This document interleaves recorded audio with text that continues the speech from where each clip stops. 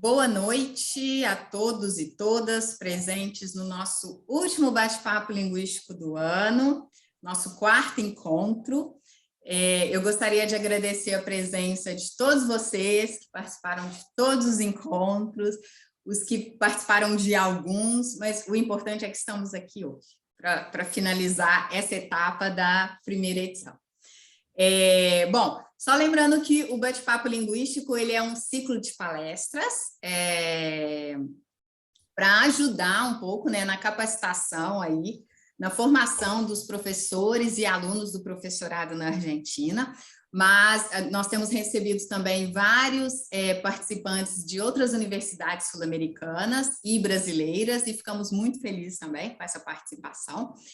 E esse ciclo ele foi pensado, né, como eu já falei, uma forma de promover discussões e reflexões aí sobre vários temas relevantes na área de políticas linguísticas, né, na promoção do português e tentar auxiliar nesse sentido.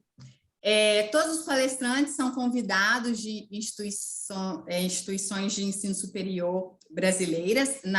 Para a primeira edição, nós contamos com o apoio da Secretaria de Relações Secretaria de Relações Internacionais do Cefet-MG, que estão certificando o evento junto à Cátedra Livre de Estudos Brasileiros da Faculdade de Filosofia e Letras da UBA, o leitorado, né, brasileiro na UBA e o setor educacional da Embaixada do Brasil.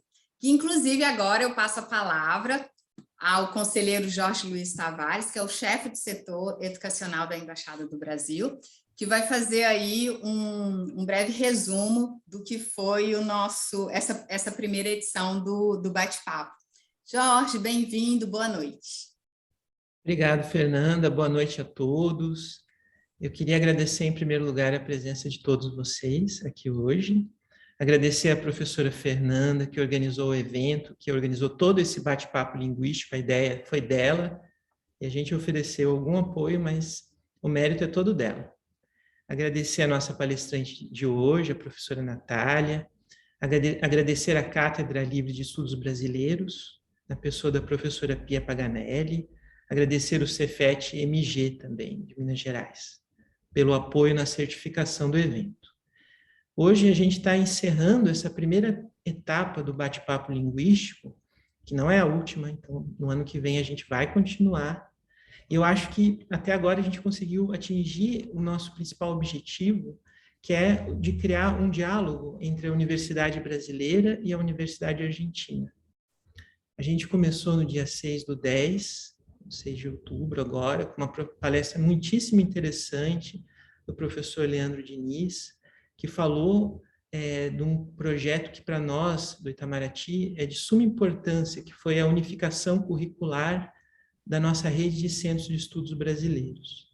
Depois, no dia 20, nós tivemos uma palestra sobre as variações linguísticas no português brasileiro, pela professora Alcione Gonçalves.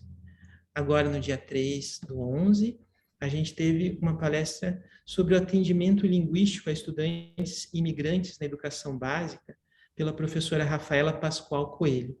E agora, hoje, a gente encerra essa primeira fase, com a professora Natália Tossati, que vai falar um pouco do CELP-BRAS, que é um exame de proficiência em língua portuguesa do governo brasileiro, e que o Itamaraty participa na sua aplicação. Então, ela vai falar das competências, não diretamente do exame, mas indiretamente.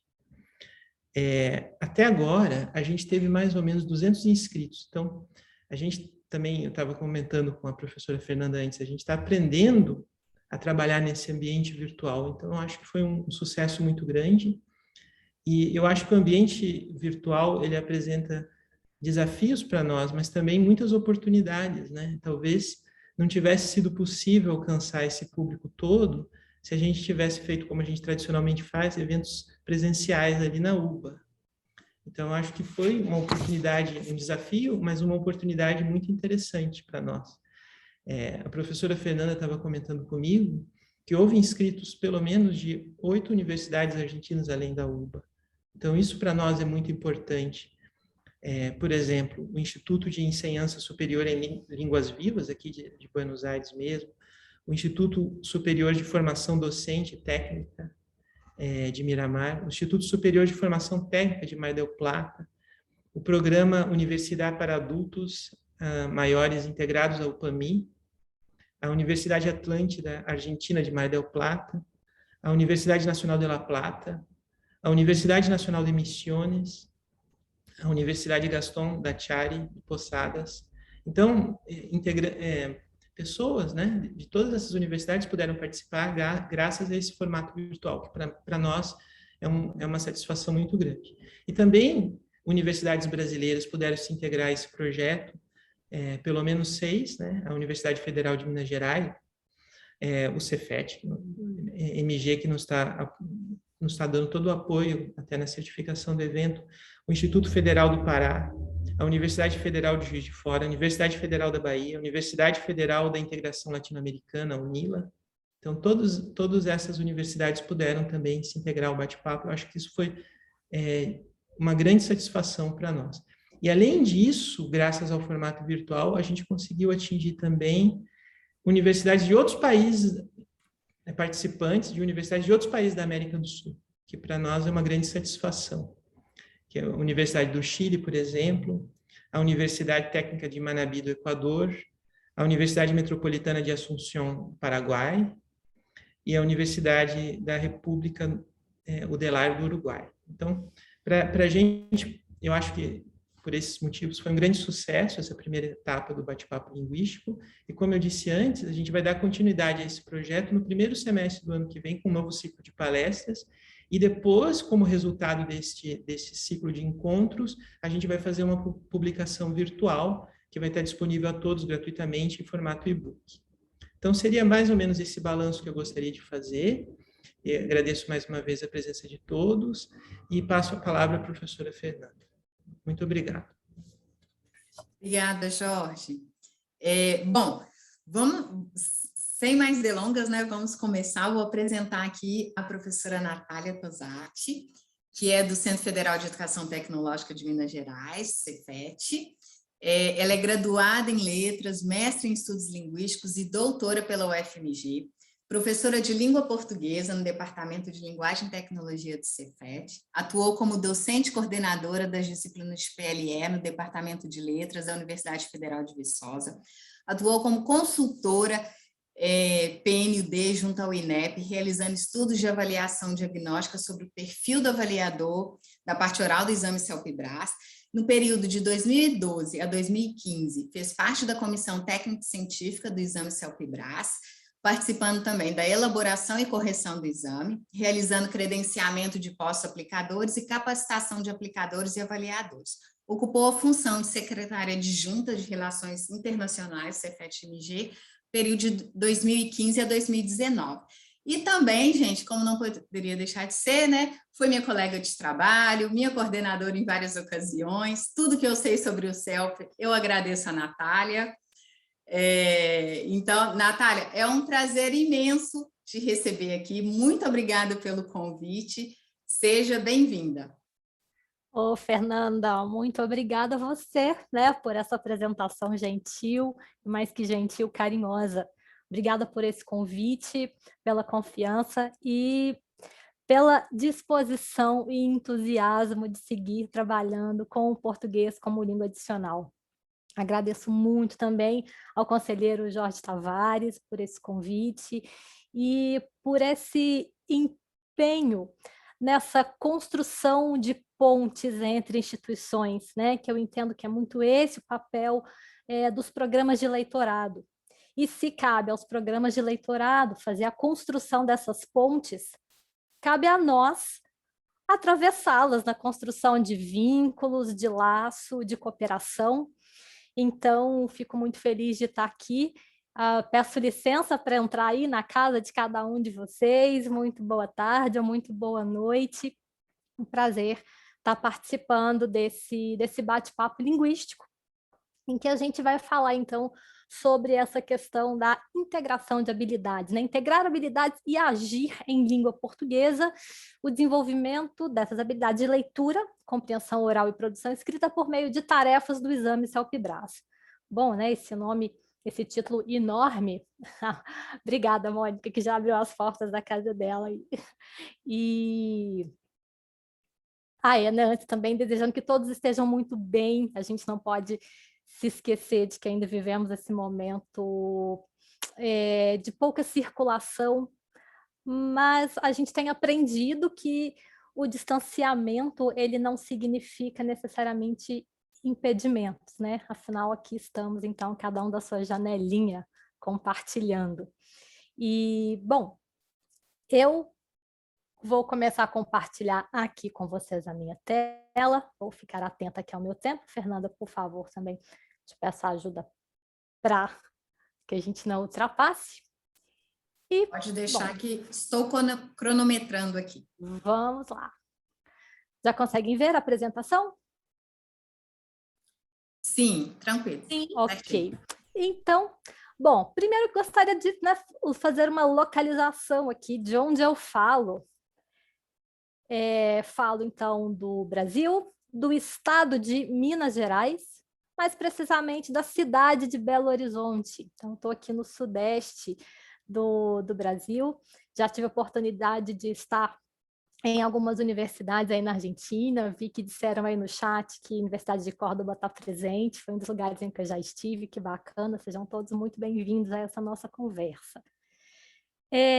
Belo Horizonte, né? Não sei se você quem já teve a oportunidade de conhecer, vi que tem alguns colegas daqui também participando, que bacana, e é uma cidade conhecida aí por seu bom acolhimento, e também por sua boa gastronomia. Então, desde já fica o convite para quando tiverem oportunidade, passarem por aqui. Né, Fernanda? Temos aqui, além de uma boa conversa, belas paisagens, também uma boa gastronomia.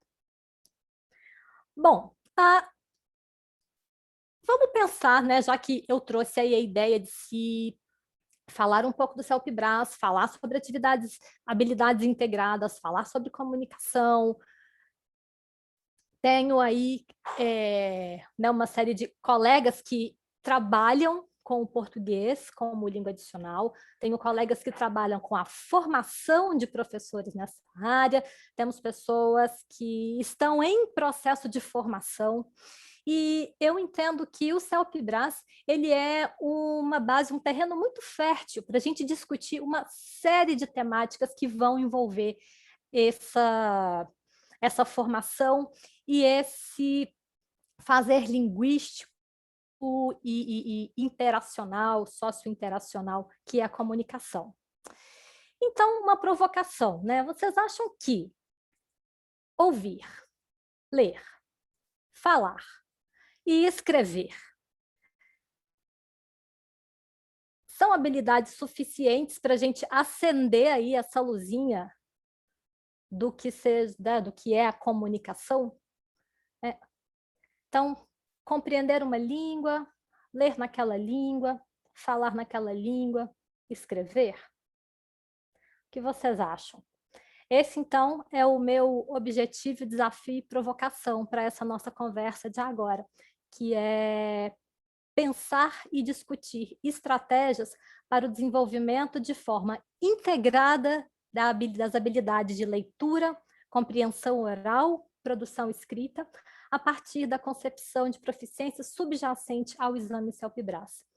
E por que a gente traz aqui como base, como instrumento de discussão esse exame?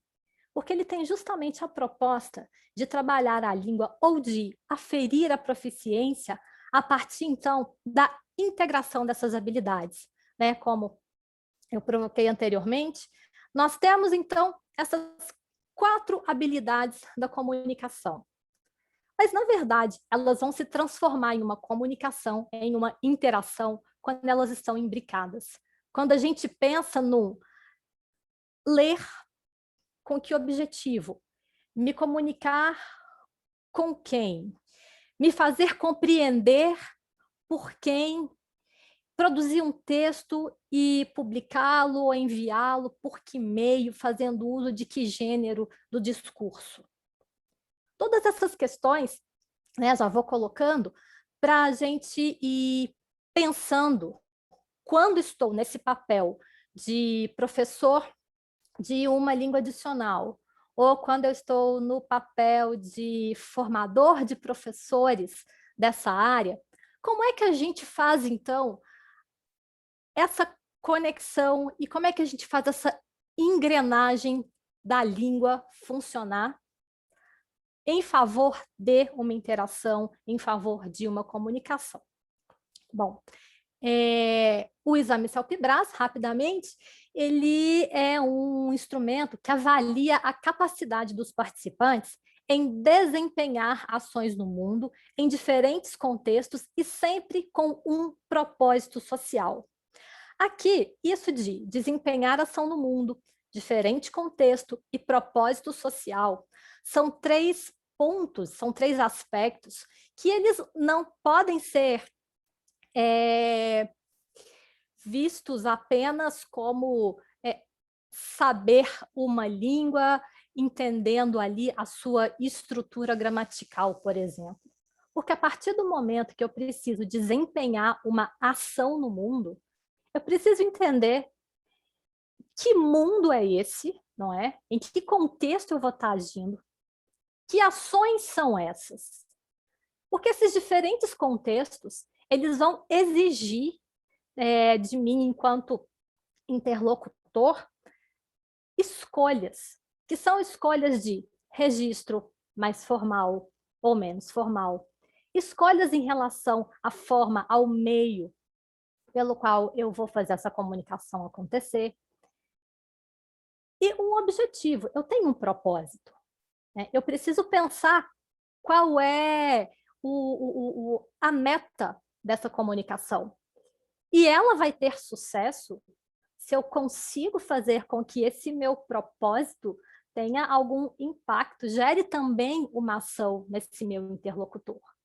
Então, quando eu estou falando, né, quando a gente pensa em todas essas questões, em todos esses aspectos, imagino que um monte de questões tenham, né, vindo à cabeça de vocês, porque esse contexto, ele não é só quando a gente está pensando numa língua adicional. No nosso contexto de língua materna, no nosso contexto de trabalho, o tempo todo a gente está executando algum tipo de ação em diferentes contextos, com propósitos diversos. E quando isso se dá, então, nesse lugar, nesse universo da língua adicional, eu preciso pensar nessas estratégias de juntar todas as habilidades, para então eu dar conta de letrar o meu estudante, o meu aluno, nessas habilidades que são habilidades também, ou também não, principalmente sociais de uso de uma língua. Então, o agir no mundo por meio da língua, ele pressupõe a mobilização de variadas capacidades que envolvem a compreensão de situações, dos códigos sociolinguísticos e dos contextos sociohistóricos nos quais se dão as interações. Então, nós vemos que o nosso papel como professores de uma língua adicional, ele envolve um conhecimento que é muito diverso. E um conhecimento que vai para além das questões de línguas, né? Eu ia falar aqui apenas língua, mas quando a gente está falando sobre o universo da linguagem, nunca é apenas, nunca é só língua, né? Tem uma série de outras questões que englobam, que envolvem esses conhecimentos e a realização de ação por meio delas. Bom, para o CELPE-BRAS dar conta de aferir a proficiência, tendo esse construto, né, por trás, entendendo língua como interação, como ação, como agir no mundo, esse instrumento ele precisa dar conta de oferecer ao candidato a uma certificação oportunidades para ele apresentar o que ele sabe naquela língua e como ele sabe se comportar em língua portuguesa em determinados contextos.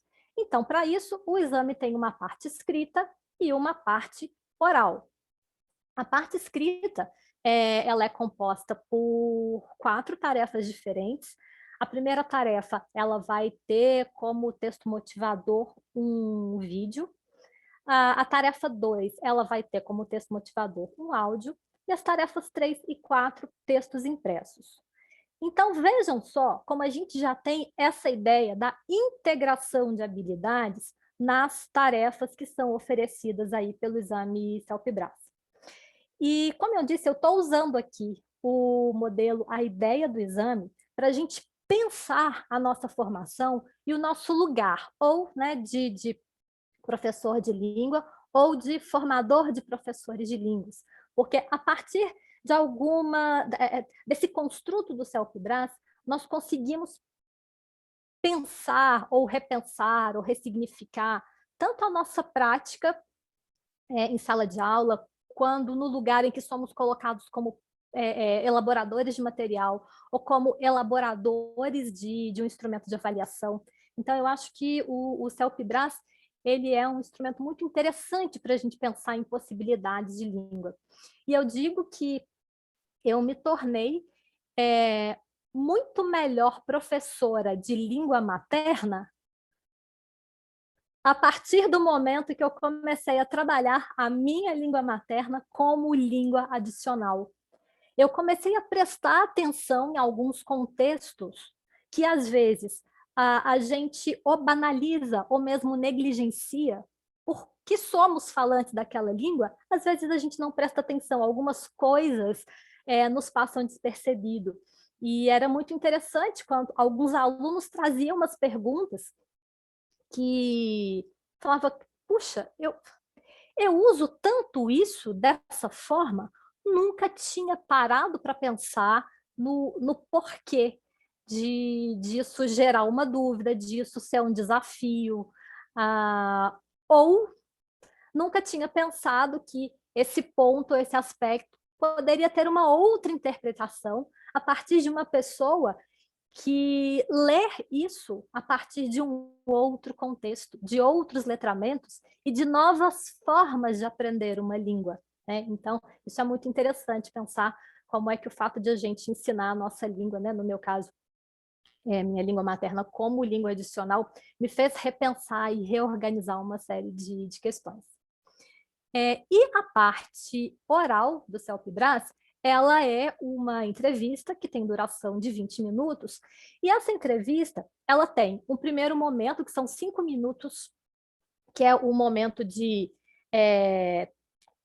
quebra-gelo, de uma conversa sobre questões mais pessoais e questões que o próprio candidato colocou quando ele faz a sua ficha de inscrição, ele precisa preencher um questionário com algumas perguntas pessoais. Então, esses 5 minutos, a conversa gira em torno desses aspectos, e os outros 15 minutos são apresentados aí para esses candidatos a uma certificação, que a gente chama de elementos provocadores, que são, então, materiais multimodais que vão versar sobre temáticas diversas. Então, a gente tem aqui, né, por exemplo, questão do smartphone, o novo vício da sociedade, o novo código de conduta entre os sexos, depois, beleza, Black Power.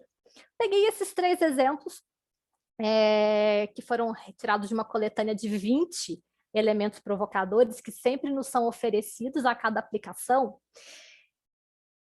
e cada elemento desse, cada material desse, assim como cada tarefa, nos abre uma oportunidade enorme de trabalhar a língua de uma forma, questões linguísticas, gramaticais, por exemplo, questões de interpretação, questões culturais. Eu me lembro que esse primeiro material, por exemplo, foi muito interessante, porque às vezes algumas pessoas, isso no contexto de prova, né? Muitas vezes os candidatos estão nervosos, então essa conexão de texto verbal e não verbal, ela é importante, mas às vezes no ato de nervosismo a pessoa não presta muita atenção em algumas questões, ou faz uma leitura a partir de alguns códigos, de alguns símbolos que são conhecidos, e constrói a sua interpretação a partir daquilo que ela reconhece,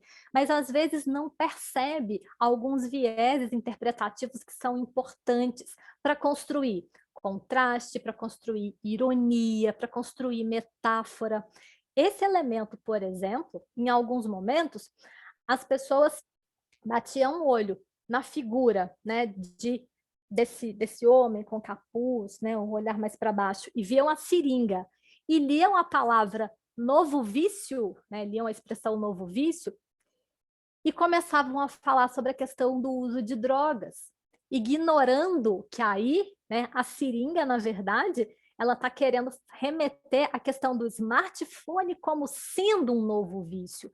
Então, olha só, quantos elementos essa pessoa precisa pensar aí desse material para construir uma significação dentro daquele momento de interação. Ela precisa prestar atenção nas perguntas que o entrevistador, né, dessa parte oral está fazendo, inclusive para ajudá-lo na construção de significado. E a pessoa que está fazendo essa interação com ela, né, esse entrevistador, também precisa considerar as respostas que são dadas tanto para orientar a pessoa em relação àquela temática, quanto para construir uma interação que seja mais próximo possível do que seria uma conversa, que é esse o objetivo aí do CELPE-BRAS.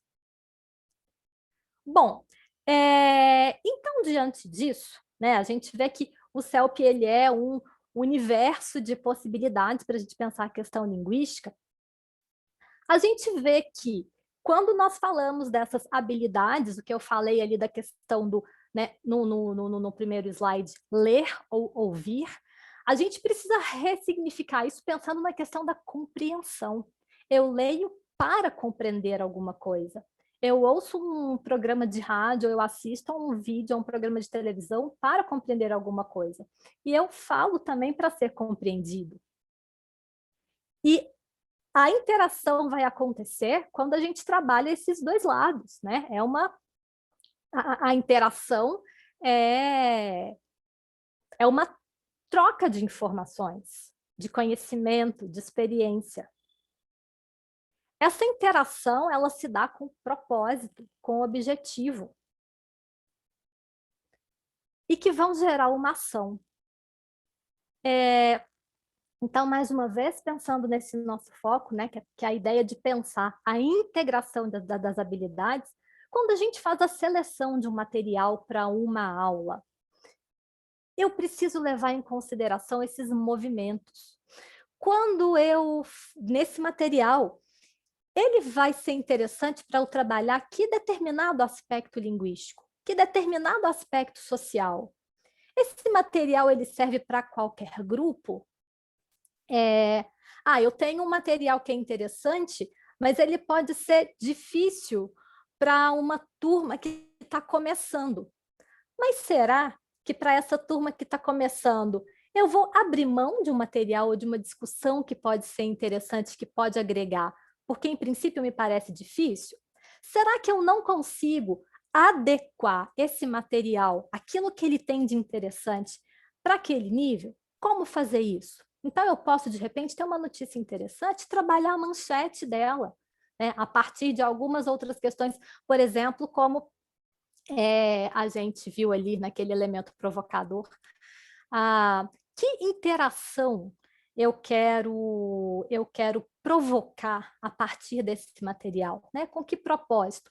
E eu quero que esses estudantes, dentro desse propósito, realizem que ação e como que essa ação precisa ser construída. Então, eu, no meu papel de formador, preciso pensar isso. Tanto quando eu estiver com os meus alunos de língua adicional, quando eu for, né, quando eu estiver no papel de formadora desses futuros professores de língua adicional. Então, o que a gente tem aí, né, para acender aquela luz da comunicação de uma forma mais efetiva, é pensar nessas questões da compreensão, interação, propósito, ação, porque são questões, são aspectos, são habilidades que elas acontecem o tempo todo, de uma forma que é negociada, de uma forma que é cooperativa, porque o tempo todo a gente está negociando sentido e significação para que então realmente a comunicação se dê de uma forma eficiente dentro daquilo que eu espero. E mesmo, né, no caso de língua materna, seja eu com a minha língua portuguesa, sejam vocês com o espanhol, com alguma frequência a gente não passa, às vezes, por alguns mal-entendidos. Então, essa questão da cooperação e da negociação de significado, na verdade, ela acontece o tempo todo, seja em qualquer língua. Mas quando a gente está aí nessa conversa, nessa formação de estudantes ou pessoas que estão aprendendo um novo idioma, a gente tem mais responsabilidade em fazer, interagir e ter mais cuidado na checagem de cada uma dessas habilidades, para ver se elas estão funcionando bem ali, né, para os nossos propósitos. Eu trouxe aqui alguns enunciados das tarefas do CELPE-BRAS, eu vou usar aqui a edição 2018, para a gente pensar um pouquinho, focando na atividade, nas tarefas da parte escrita, pensando na diversidade de papéis, de gêneros de discurso, de propósitos, e como é que a gente pode utilizar esse instrumento para, de fato, a gente fazer acontecer essa questão da integração de habilidades. Seja num preparatório para o exame, seja no momento de atividade de sala de aula, ou quando a gente estiver planejando a nossa própria avaliação ou algum material. Sempre ter em mente a importância da gente integrar essas habilidades, porque a comunicação ela nunca é uma coisa de cada vez, né? Agora eu vou só ouvir. Então, agora eu vou apenas ler. E não existe isso de uma habilidade que seja passiva, né? A leitura, ela não é uma ação, ela não é um ato passivo em que eu estou ali apenas lendo alguma coisa. Eu interajo com aquilo que eu leio, né? Eu interajo e eu reajo, porque às vezes eu não estou lendo um texto e eu dou risada. Eu me identifiquei com aquilo em algum momento. O que foi que provocou essa reação? Eu não leio uma notícia e fico indignada. Que palavras foram usadas? A que contexto ela remete? Quais foram as escolhas lexicais ali daquele texto, daquela notícia, daquele artigo que se fizeram ali para causar um determinado impacto? Porque quando eu sou produtor de um texto, eu preciso pensar na recepção dele também, não é? E a gente faz essas escolhas lexicais. Isso tudo envolve esse nosso fazer diário, né, linguístico de comunicadores. Então, é sempre interessante pensar o exame nesses tantos usos, inclusive nesse uso da aprendizagem, para mostrar, então, que o conhecimento de língua ele envolve o reconhecimento de propósitos sociais, de códigos linguísticos, de contextos culturais, sempre imbricados. Vamos lá, então. A tarefa 1, então, que eu contei para vocês, que ela sempre vai ser baseada em um vídeo, ela tinha o seguinte enunciado. Um jornal de circulação nacional está organizando um debate sobre segurança do sistema eletrônico de votação. Como representante do Tribunal Eleitoral, TSE, escreva um artigo defendendo a segurança da urna eletrônica. Então, nós tínhamos aí um vídeo que era uma matéria, cerca de 2,5 minutos, em que havia ali informações que mostravam a urna eletrônica como um dispositivo seguro. E é muito interessante que isso foi uma prova de 2018 e nunca foi uma temática tão atual.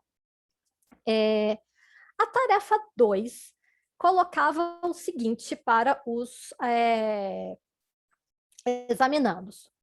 Como diretor da Associação Brasileira de Motociclistas Profissionais, escreva um artigo para ser publicado no site da associação com o objetivo de informar os direitos garantidos pela lei sancionada em 2011 e de conscientizar os profissionais dessa categoria sobre os riscos a que estão expostos em seu dia a dia.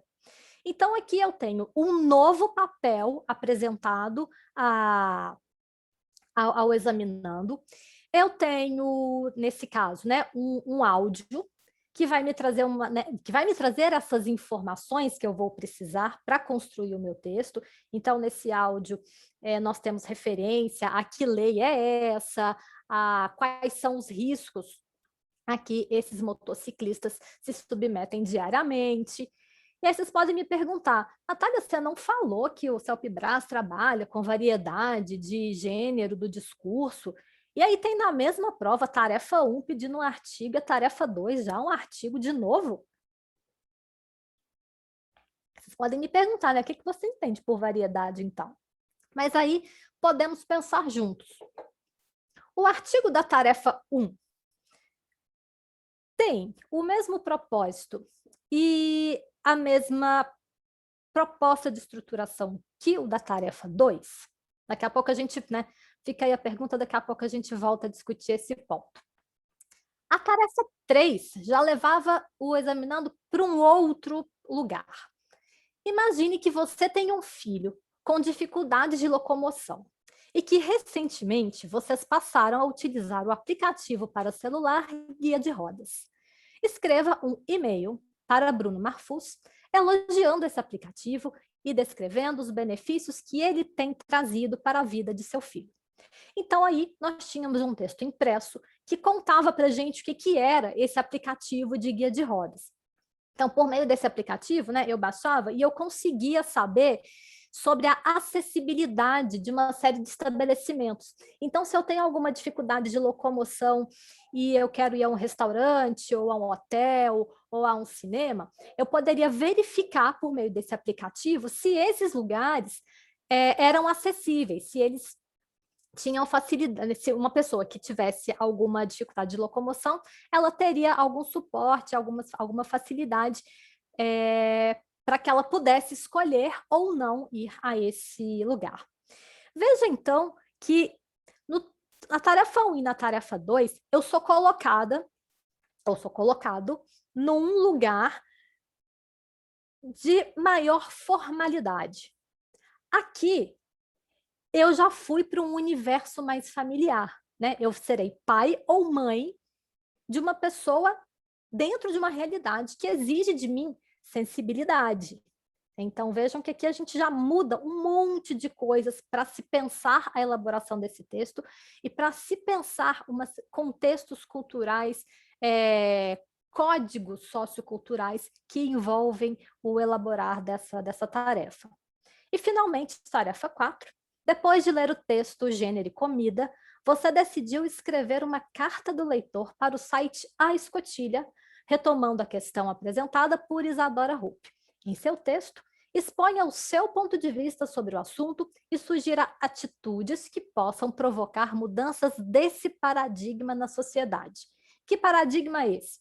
Esse texto era um texto de opinião em que a colunista ela criticava essa tirania da balança e da beleza, principalmente em relação ao sexo feminino, de que a gente é sempre policiada em relação ao que está comendo, que quando a gente caminha pelas ruas e passa na frente de uma banca de revista, tem um monte de revistas relacionadas à boa forma, como ter um corpo bonito. Então, como é que essa questão da estética ela tem um peso grande, principalmente quando a gente está olhando para mulheres. Então, o texto criticava isso e pedia, né, a tarefa pedia para que a gente se posicionasse em relação a essa questão e que a gente, né, e que ainda a gente teria que sugerir atitudes que poderiam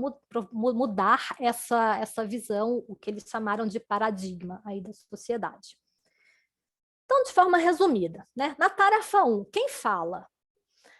Um representante do TSE. Para quem? Para um público geral, já que ele vai publicar o seu texto no artigo de opinião, no jornal de circulação nacional, um artigo de opinião para defender uma determinada coisa. No caso, a segurança da urna eletrônica. Então, eu tenho aqui um padrão de formalidade grande. Eu sou uma autoridade, eu sou um representante do Tribunal Eleitoral.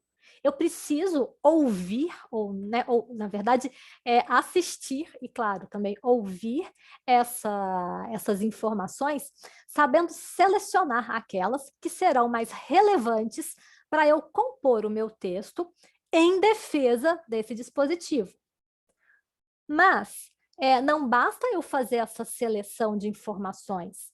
Eu preciso entender o que é um artigo que vai ser publicado num jornal.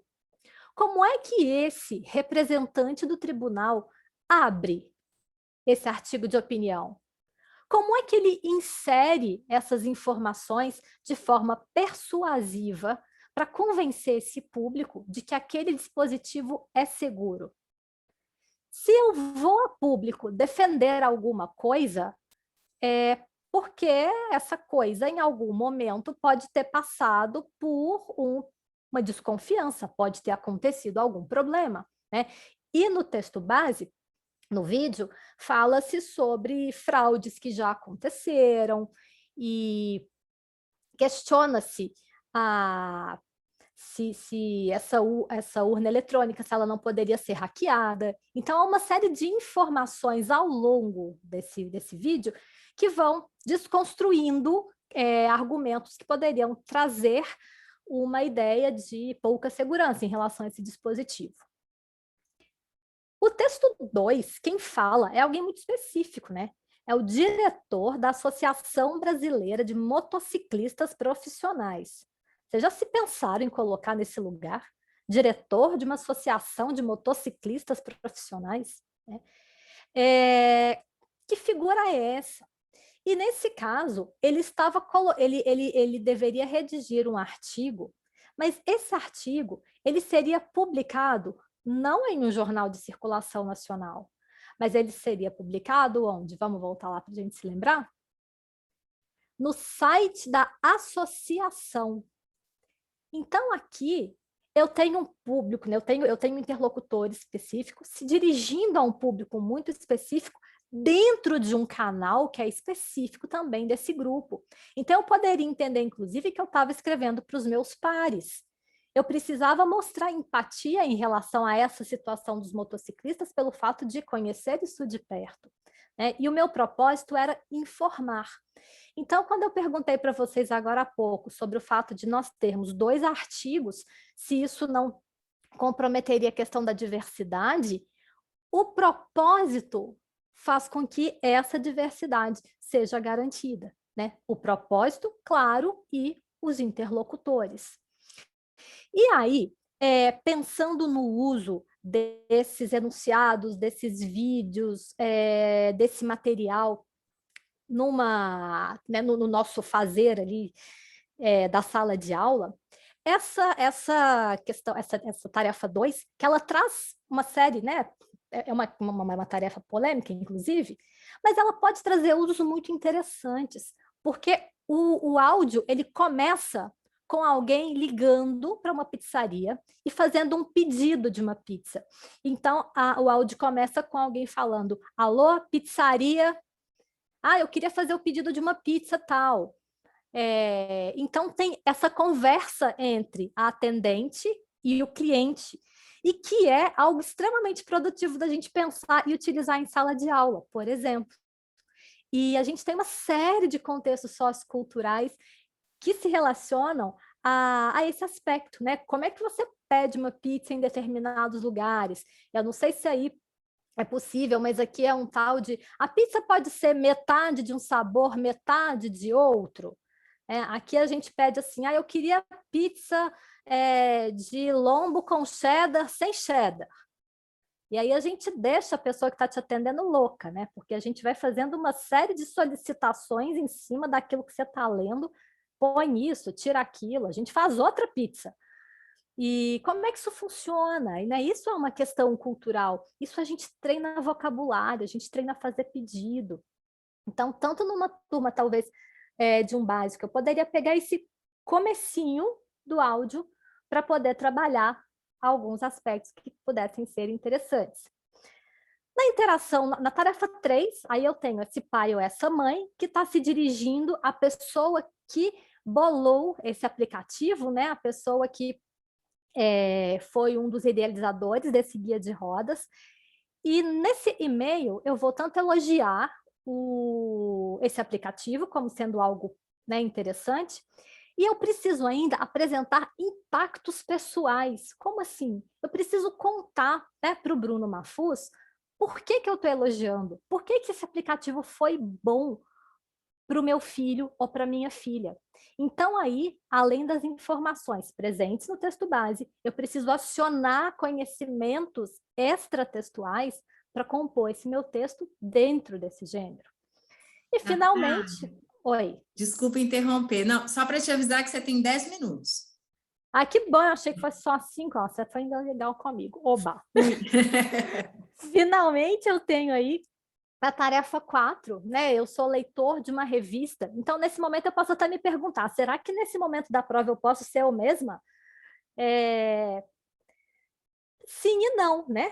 Porque eu preciso reagir a uma determinada temática dentro daquilo que o enunciado me propôs. Então, eu preciso também entender o que é uma carta do leitor, como é que a gente constrói um texto de posicionamento, como é que eu vou apresentar o meu posicionamento, que nesse caso eu posso tanto concordar com o que está lá, quando eu posso discordar, não pediu para que eu me posicione, então eu tenho liberdade de fazer isso. Como construir, como concordar, como discordar. E ainda trazer contribuições, né? Porque foi me dado afirmativamente que havia ali um paradigma social. Como romper isso? É possível, não é? Essas questões também são diferentes de uma cultura para outra.